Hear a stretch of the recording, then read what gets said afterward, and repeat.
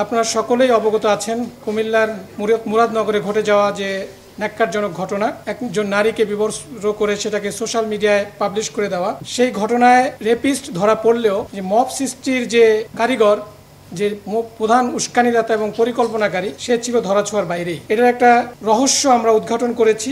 আপনাদের বিভিন্ন electronic and print মিডিয়াতেও এটাতে এসেছে যে এই মব সৃষ্টিকারী যারা, তারা এখনো ধরাছোঁয়ার বাইরে। সে লক্ষ্যে আমরা র্যাব আমাদের কাজ শুরু করি এবং আমাদের গোয়েন্দা তৎপরতা বৃদ্ধি করি, এবং তারই প্রেক্ষিতে গতকাল আমরা এই মব সৃষ্টির যে উস্কানিদাতা বা পরিকল্পনাকারী, তাকে আমরা গতকাল অ্যারেস্ট করতে সক্ষম হই। আমি ঘটনার বিস্তারিত বলবো না, এটা আপনারা সকলে অবগত আছেন, বাট যে মব সৃষ্টির পিছনে যে রহস্যটা ছিল সেটি আমি আপনাদের সামনে তুলে ধরবো। এখানে ঘটনাটা ঘটেছিল দুই ভাইয়ের মধ্যে, শাহপরান এবং ফজর আলী। ফজর আলী যে অলরেডি অ্যারেস্টেড, যিনি ধর্ষক হিসাবে পরিচিত হয়েছে এবং যা তার নামে অলরেডি মামলাও হয়েছে, ওখানে ভিকটিম মামলা করেছেন। সে ধরা পড়লেও দেখা গেল যে মবটা যারা করেছে, যারা এই সোশ্যাল মিডিয়াতে এই ভিডিওটাকে ভাইরাল করেছে, তাদের কয়েকজন ধরা পড়লেও এটার যে উস্কানিদাতা তিনি ধরা পড়েননি। তো সেটা নিয়ে আমরা কাজ করি এবং সেখানে আমরা দেখতে পাই যে শাহপরান এবং ফজর আলী, আমাদের যে আসামি আজকের অ্যারেস্টেড, তার নাম শাহপরান, এবং যে ধর্ষক ছিল ফজর আলী, এরা দুই ভাই ছিল। এই দুই ভাই এই ভিকটিমকে বিভিন্ন সময় দীর্ঘদিন যাবৎ উত্তক্ত করে আসছিল। সো উত্তক্তর প্রেক্ষিতে দুই ভাইয়ের মধ্যে এটা দ্বন্দ্বেরও সৃষ্টি হয়। সে প্রেক্ষিতে বিগত 2 মাস পূর্বে তাদের মধ্যে একটা পারিবারিক বা গ্রাম্য পর্যায়ে একটা সালিশ হয়। সেই সালিশে এই ফজর আলী ছিল বড় ভাই এবং শাহপরান ছোট ভাই। এই দুজনের মধ্যে সালিশে শাহপরান কর্তৃক, শাহজালাল কর্তৃক শাহপরানকে হেনস্থা করা হয় এবং মারধরও করা হয়। সে প্রেক্ষিতে শাহপরান তার এই বড় ভাইয়ের প্রতি একটা প্রতিশোধ নেওয়ার চিন্তা ভাবনা করে। এই ঘটনা যেদিন ঘটে তার 15 দিন পূর্বে ভিকটিম তার স্বামীর বাড়ি থেকে তার বাপের বাড়িতে আসে, এবং এই ফজর আলী, যে কিনা ধর্ষক হিসাবে অ্যারেস্টেড, সে এই ভিকটিমের মাকে সুদের বিনিময়ে 50,000 টাকা ধার দেয়। তো সেই ধারের টাকা আদায় করার জন্যই মাঝে মাঝে তাদের বাসায় যেত। ঘটনার দিনও তেমনি এই টাকা আদায়ের সূত্র ধরেই তিনি ওই বাসায় গিয়েছিলেন রাতের বেলা, এবং এইটা শাহপরান জানতো যে ওই দিন সে যাবে। সে প্রেক্ষিতে শাহপরান তার লোকজন সেট করে দেয় যে এরকম এই টাইমে যাবে, তোমরা যদি তাকে ধরতে চাও ধরতে পারো। এবং সে তার সেই প্ল্যান অনুযায়ী, পরিকল্পনা অনুযায়ী ওই দিন রাতে যখন ফজর আলী তার ওই ঘরের ভিতরে ভিকটিমের ঘরে প্রবেশ করে, তার কিছুক্ষণ পরেই এই শাহপরানের লোকজন ভিকটিমের ঘরে প্রবেশ করে এবং তাকে বিবস্ত্র করে ভিডিও ধারণ করে সেটা পরবর্তীতে সোশ্যাল মিডিয়ায় ছড়িয়ে দেয়। পরবর্তীতে আমরা এটা জানতে পারি। জানার পরে আমাদের একটা চৌকস অভিযানিক দল গতকাল এই শাহপরানের যে রহস্যটা সেটা আমরা জানার পর তাকে আমরা গতকাল কুমিল্লা থেকেই অ্যারেস্ট করা হয়।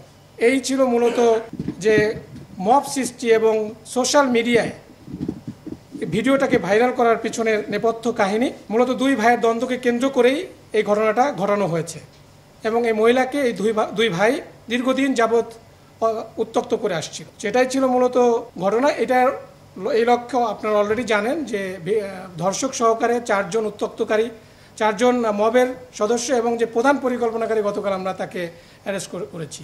আমি বলেছি শুরুতেই যে দুই ভাইয়ের মধ্যে দ্বন্দ্বটা মূলত দুইজনেই এই মহিলাকে উত্তক্ত করত। দেখুন, উত্তক্তটা নিয়েই আমরা শারীরিক সম্পর্ক কিনা, এটা একটা সেন্সিটিভ বিষয়, এটা আমরা এসে না বলি, এটা তদন্তে আরও বেরিয়ে আসবে। আমরা তো গতকাল তাকে অ্যারেস্ট করেছি, আরও জিজ্ঞাসাবাদ করে ভিতরে কি ঘটেছে, তাদের মধ্যে কি সম্পর্ক ছিল, সেটা আসলে তদন্তে বেরিয়ে আসবে।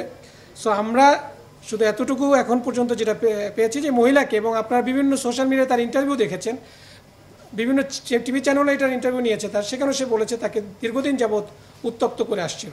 সেই উত্তক্তের প্রেক্ষিতে দুই ভাইয়ের মধ্যে দুজনেই একজনের পিছনে ছুটছে।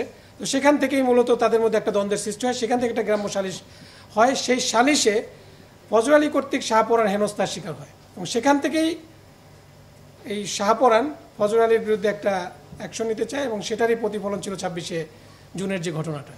দেখুন, ওই যে 50,000 টাকা ধার দিয়েছে ভিকটিমের মাকে, সেই ধারের টাকা নেওয়ার জন্য মাঝে মাঝেই, এটা হচ্ছে সুদের বিনিময় দেয়, মাঝে মাঝে সুদের বিনিময়ে যে সাপ্তাহিক বা মাসিক হিসাবে কিছু টাকা দিবে, সেই টাকা আদায় করার জন্যই মাঝে মাঝে এই ফজর আলী তার বাসায় যেত।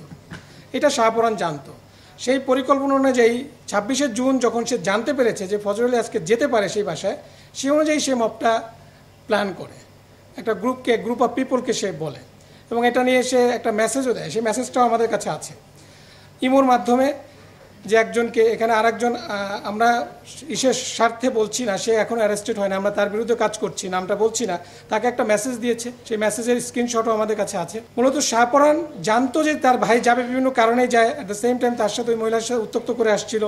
সেইভাবেই শাহপরান ফজর আলীকে এই হেনস্থা করানোর জন্য এই পরিকল্পনা 26শে জুন করেছিল। দেখুন, অপরাধ তো অপরাধী, সে রাজনৈতিক আর নর্মাল কোন কি কাজ করে সেটা নিয়ে আমরা এখানে রাজনৈতিক প্রেক্ষাপটটা নিয়ে, হ্যাঁ শাহপরানের বিষয়টা যেটা বলেছেন এটা আমরাও শুনেছি।